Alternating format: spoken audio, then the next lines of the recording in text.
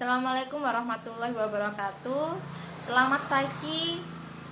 Kita bertemu kembali. Mudah-mudahan semua tetap dalam keadaan sehat walafiat. Salam sehat, tetap semangat, ojo kendor. Kita kembali lagi ke materi seni budaya. Untuk kali ini, materi minggu kali ini adalah mengenai apa sih pengertian seni rupa, kemudian fungsi seni rupa. Yang ketiga adalah seni rupa berdasarkan wujudnya. Kemudian seni rupa berdasarkan masanya, fungsi seni rupa, dan juga bentuk karya seni. Untuk yang pertama adalah pengertian seni rupa itu sendiri. Apa yang terbesit dari kalian, seni rupa itu seperti apa? Kalau seni rupa itu hanya menggambar saja, tidak nak.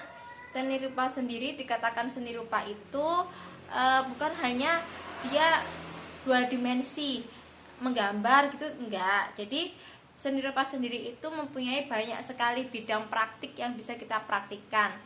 Mulai dari membatik, itu termasuknya ke seni rupa juga, cuman dia seni rupa terapan. Terus kemudian memahat, itu namanya seni rupa juga. Mematung, itu seni rupa juga. Bu, apa sih bedanya pahat dan patung? Beda.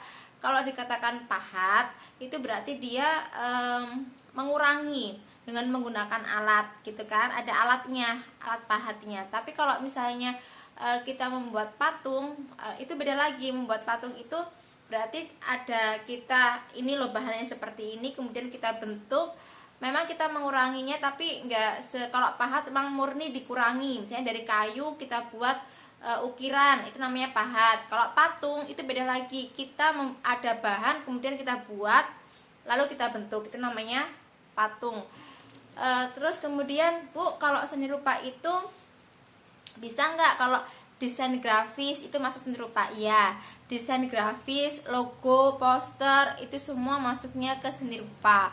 Kemudian video animasi itu masuknya ke seni rupa. Jadi kalau orang memandang seni rupa itu hanya menggambar, itu salah. Karena dari seni rupa pun kita bisa banyak sekali seni-seni yang kita pelajari. Bahkan fotografi yang lagi tren saat ini itu juga termasuk dari bagian dari seni rupa. Fotografi pun juga nanti ada teorinya, tapi kita belajar itu nanti ya. Sekarang jadi dari yang Bu Irma omongkan, seni rupa itu ada mematung, ada memahat. Itu kesimpulannya apa, nak? Pengertiannya sendiri. Kesimpulan dari pengertian seni rupa itu adalah sebuah cabang seni yang hasil karyanya itu dapat dinikmati oleh mata orang lain dan dapat disentuh oleh tangan. Itu yang dinamakan pengertian seni rupa secara umum dan menyeluruh. Kita lanjut ke fungsi seni rupa. Fungsi seni rupa sendiri itu ada dua, yaitu fungsi seni rupa murni dan juga fungsi seni rupa terapan. Dikatakan seni rupa murni itu adalah seni rupa yang hanya terdapat sisi estetisnya saja, berdasarkan sisi keindahan, tidak ada unsur terapan di situ.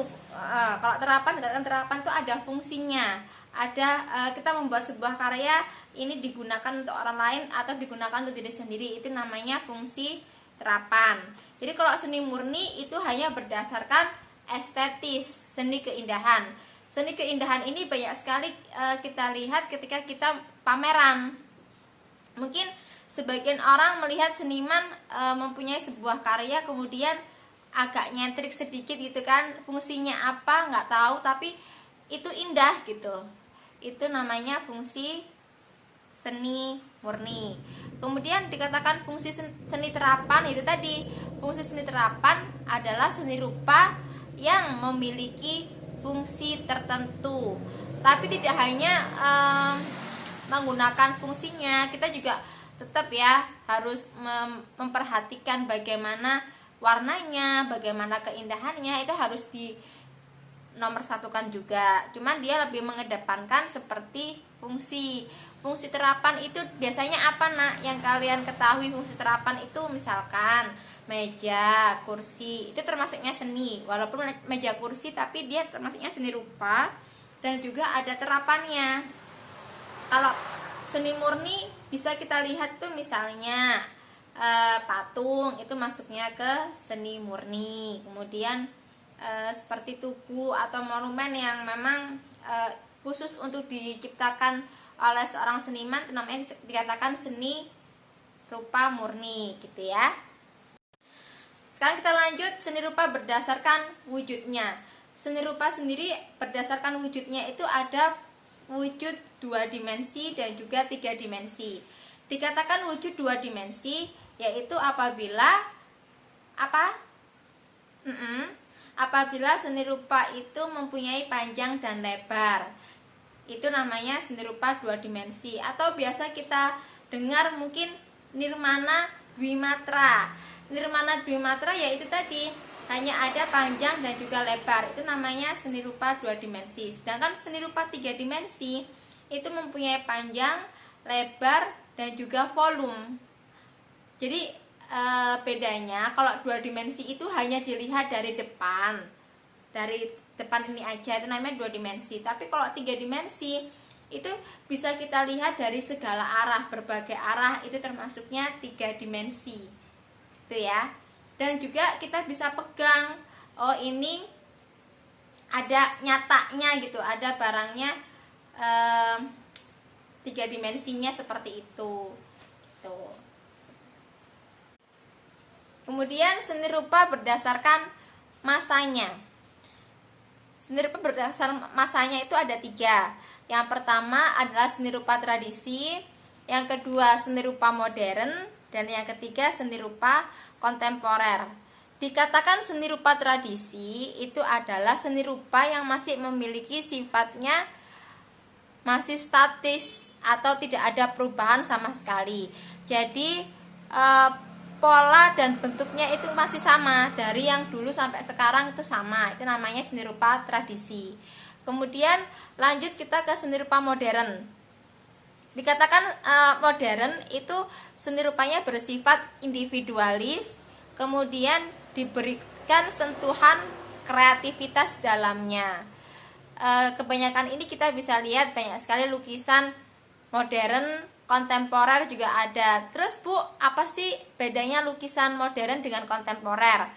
Kalau kontemporer itu karya seni yang tercipta pada waktu tertentu dan memiliki sifat mengikuti zaman, mengikuti tren. Jadi kalau modern itu bersifat individualis, kita yang menciptakan tapi ada kreativitasnya, ya kan? Ada bentuk baru, itu namanya seni rupa modern. Kemudian dikatakan seni rupa kontemporer adalah seni rupa yang kita membuat sebuah karya itu mengikuti pola zaman. Misal kalian pernah nggak sih kalian tuh foto-foto, kemudian di foto itu terlihat seolah-olah kita ada di dalamnya, gambar 3 dimensi, itu namanya seni rupa kontemporer gitu ya. Lanjut ke fungsi seni rupa sendiri itu ada 2, yaitu fungsi individu dan juga fungsi sosial. Dikatakan fungsi individu itu karena seniman membuat karya itu hanya untuk memuaskan dirinya sendiri, itu namanya fungsi individu. Atau seniman menciptakan kreativitasnya, kemudian seniman juga mengekspresikan dirinya sendiri bisa dalam 2 dimensi, bisa dalam 3 dimensi, tapi itu hanya untuk memuaskan diri sendiri. Sedangkan dikatakan fungsi sosial, berarti seniman itu sebaliknya. Seniman menciptakan sebuah karya itu untuk kepuasan orang lain, itu namanya fungsi sosial. Dari sini paham ya? Kemudian kita lanjut dalam bentuk karya seni. Bentuk karya seni itu ada berapa nak? Yang kalian ketahui bentuk karya seni itu ada 3. Yang pertama adalah bentuk naturalis, yang kedua adalah bentuk abstraktif, dan yang terakhir adalah bentuk abstrak.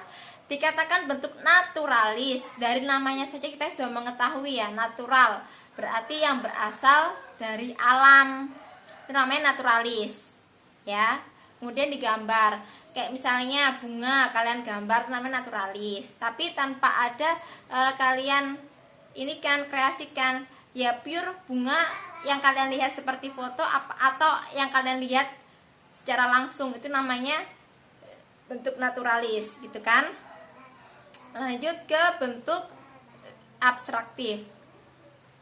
Apa sih yang kalian ketahui tentang bentuk abstraktif? Bukan abstrak ya, abstraktif.